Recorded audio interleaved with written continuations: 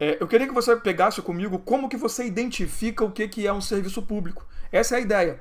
E para você conseguir enxergar um serviço público de verdade, eu preciso de 3 elementos específicos. O primeiro sendo o seguinte: todo serviço público ele está ali para oferecer comodidade ou utilidade pública à sociedade.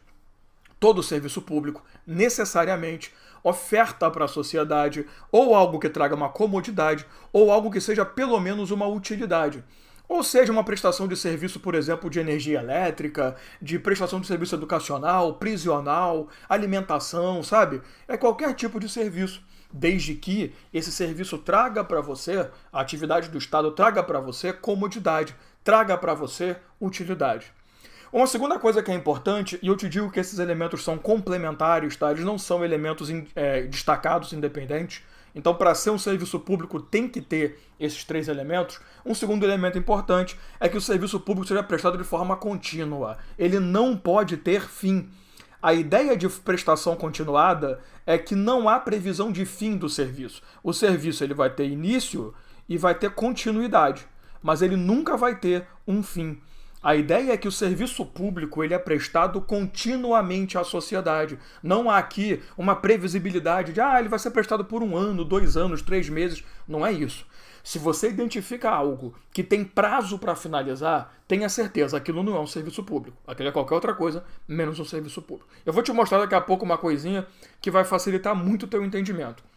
Mas talvez o mais importante de tudo é que o serviço público ele tem que ser prestado sob regime de direito público. O que significa isso?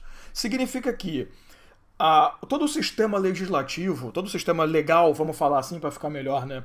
Todo o sistema de regras que vai compor a prestação do serviço, ele será regido por legislação de direito público.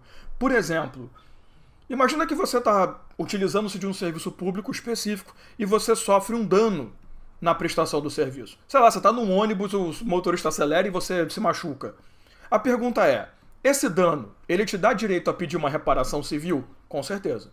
A outra pergunta é, esse dano, ele vai pela via privada ou pela via pública? E é aqui que está a grande diferença. Quando você está falando de uma prestação de serviço público, já que a regência é de direito público, obviamente você não vai aplicar as regras do Código Civil. Você não vai aplicar as regras, por exemplo, de uma relação em que você sofre dano prestado por um serviço de um particular. Um eletricista está na tua casa, tal, você sofreu um dano ali, ele fez uma instalação errada, causou um prejuízo à sua propriedade, você vai requerer pelo direito civil. No caso da relação com a prestação de serviço público, não. Você vai ter, efetivamente, uma regência de direito público. Outra coisa também são as leis, né? As leis são de direito público, não são de direito privado. É exatamente o fato de ter regência de direito público que nós vamos falar que quando você sofre um dano por uma prestação de serviço público, a responsabilidade civil do Estado, ela se dá com base no artigo 37, parágrafo 6º da Constituição Federal. Tá? A chamada responsabilidade civil ou responsabilidade extracontratual do Estado. Onde eu quero chegar com você? Dalmo, vai cair uma questão na minha prova que eu tenho que identificar se aquele é um serviço público? Não. O que vai acontecer é o seguinte, ele vai te dar uma prestação do Estado e ele vai fazer você interpretar se ali há cabimento de serviço público ou não, se ali cabem as regras de serviço público ou não. Vou te dar um exemplo. Ele vai falar para você que o Estado, para poder atender a necessidade da sociedade, ele pode utilizar-se do poder de polícia. E ele vai dizer que a prestação do poder de polícia é um serviço público. Você vai dizer o quê? Bom, o poder de polícia é prestado de forma contínua? Com certeza. Tem fiscal o tempo todo enchendo o saco, né? Tem fiscalização o tempo todo. É de direito público? Com certeza. Vai seguir o regramento do direito público, tem que atender o interesse público, tem aquela questão da disponibilidade, os princípios do direito administrativo, com certeza. Mas a pergunta é, o poder de polícia traz comodidade ou utilidade para você? Com certeza não, né? Você pode até pensar assim, Dalmo, o fiscal que vai no restaurante e fecha o restaurante que está errado, para mim é muito cômodo. Sim, para o dono não. Então entenda que, lembra o conceito de poder de polícia?